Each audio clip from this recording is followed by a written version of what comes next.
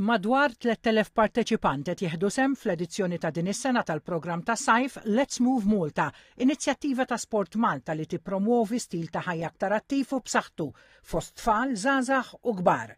L-attivitajiet li jinkludu fost oħrajn hawn atletika, futbol, ġinnastika, fitness, sfin, judo u qluħ qed jitmexxew minn aktar minn 180 coach u helper kwalifikati. Huwa programm ta' 8 ġimgħat iffukat f'7 faċilitajiet, 6 f'Malta u wieħed Għawdex u l-għand huwa li waqt ix-xhur tas-sajf, waqt ix-xhur sħan tas-sajf xorta nibqgħu nagħmlu sport biex ngħixu aktar ħajja b'saħħitha.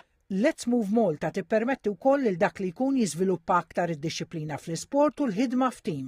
L-anaħħari tal-programmi tagħna kif jgħid propja l-motto tagħna huwa Let's Move Malta.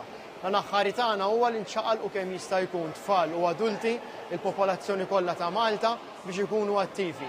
Li nagħmlu hawnhekk huwa li nagħtu idea lit tfal tagħna sports differenti kif ukoll nagħlmuhom jowmu. Għandna etajiet li jibdew minn fil-programm li jħobbu ħafna parent and child u nibqgħu tilajn sal-adulti over 17 fejn jagħmlu aqua fitness, swimming u fitness ġewwa. Il-Ministru għall-Edukazzjoni u l-Isport Byron Camilleri żar il-kumpless sportiv tal-Kottonera fejn segwa mill-qrib l-attivitajiet tal-programm u żar ukoll il-proġett infrastrutturali sportivi li bħalissa għaddejjin fih dan il-kumpless. Il-Ministru Camilleri saħaq li t-talim tal-awm lit-tfal huwa importanti biex jiżdied l-għarfien dwar is-sigurtà fl-ilma u jitnaqqas ir-riskju ta' inċidenti.